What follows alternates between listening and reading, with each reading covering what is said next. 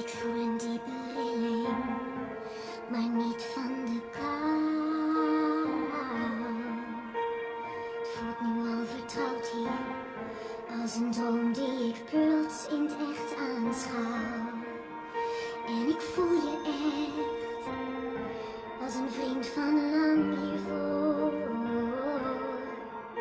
Of ik thuis kom, en het voelt of ik hier hoor.